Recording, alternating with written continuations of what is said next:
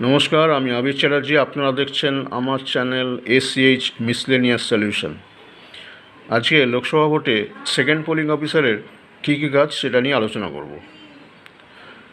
কোনো ভোটদাতার পরিচয় পর্ব শনাক্ত হয়ে গেলে প্রথম পোলিং অফিসারের কাছ থেকে তখন ওই ভোটদাতার দ্বিতীয় পোলিং অফিসারের কাছে আসবেন এবং তখন কি করবেন সেকেন্ড পোলিং অফিসার, ওই ভোটদাতার বাম হাতের তর্জনী পরীক্ষা করবেন যে সেখানে কোনো অমোচনীয় কালির চিহ্ন দেওয়া আছে কি না।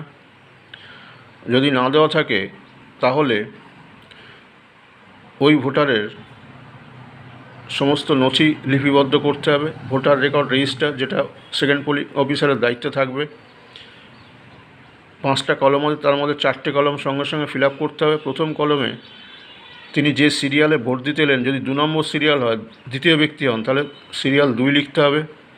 সেকেন্ড কলমে কী হবে না, নির্বাচক তালিকার যে চিহ্নিত প্রতিলিপি আছে, mark copy of electoral roll, সেখানে তার যে সিরিয়াল দেওয়া আছে সেই সিরিয়ালটা সেকেন্ড কলমে লিখতে হবে। থার্ড কলমে তার পরিচয়পত্র কী এনে সেটা লিখতে হবে। যদি এপিক হয় ইপি, যদি ভোটার স্লিপ হয় ভিএস, বা অল্টারনেটিভ ডকুমেন্টস হয় প্যান বা ড্রাইভিং লাইসেন্স, তাহলে লাস্ট 4 ডিজিটসটাও লিখতে হবে পাশে, ঠিক আছে। আর 4th কলমে তার স্বাক্ষর বা টিপসই নিতে হবে। এবার অমোচনীয় কালির চিহ্নটা দিতে হবে ওই ভোটারের বাম হাতের তর্জনীর নখের মাথা থেকে প্রথম গাঁট অবধি, যেরকম ছবিতে দেওয়া আছে, একটা ব্রাশ দিয়ে লাগিয়ে দিতে হবে। এবং দেখতে হবে ওই ভোটদাতার কিন্তু যথেষ্ট সময় দিতে হবে যাতে করে ওই অমোচনীয় কালির চিহ্নটা শুকিয়ে গিয়ে সুস্পষ্টভাবে হাতের আঙুলে ফুটে ওঠে, ঠিক আছে। সেই সময়টা তাকে দিতে হবে। আর আরেকটা কথা, সেটা হচ্ছে যদি ওই ভোটার সেকেন্ড পোলিং অফিসারকে বাম হাতের তর্জনী পরীক্ষা করতে না দেন বা চিহ্নিত করতে না দেন, বা যদি আঙুলে আগে থেকেই লেগে থাকে কোনো কালির চিহ্ন, বা তিনি কালির দাগ তোলার চেষ্টা করেন, তাহলে কিন্তু তাকে ভোট দেওয়ার অনুমতি দেওয়া যাবে না।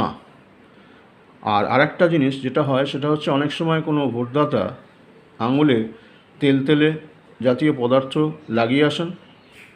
সেই জন্য সেকেন্ড পোলিং অফিসার কী করবেন, অমোচনীয় কালির চিহ্ন দেওয়ার আগে ঝাড়ন বা কম্বলের টুকরো দিয়ে, যেটা আগেই ভোট সামগ্রীর সাথে দেওয়া থাকবে, আঙুল থেকে তুলে দেবেন। এবার যখন কালির দাগ, সই বা ভোটার রেকর্ড রেজিস্টার সব কিছু করা হয়ে গেল, তখন তাকে একটা কী করবেন, ভোটার স্লিপ ইস্যু করবেন, ঠিক আছে। ইস্যু করে তাকে থার্ড পোলিং অফিসারের কাছে পাঠাবেন। তাহলে এইভাবে পুরো সেকেন্ড পোলিং অফিসার এই কাজগুলো করবেন, হ্যাঁ, এবং ভোট প্রক্রিয়াকে আরও সুন্দরভাবে এগিয়ে নিয়ে যাওয়ার ব্যবস্থা করবেন। ভিডিওটা ভালো লাগলে প্রচুর লাইক করবেন, কমেন্ট করবেন, সাবস্ক্রাইব করবেন এবং পাশের বেল আইকনে প্রেস করবেন, যাতে পরবর্তী ভিডিও নোটিফিকেশনটা আপনাদের কাছে একদম প্রথমে যায়। Thank you.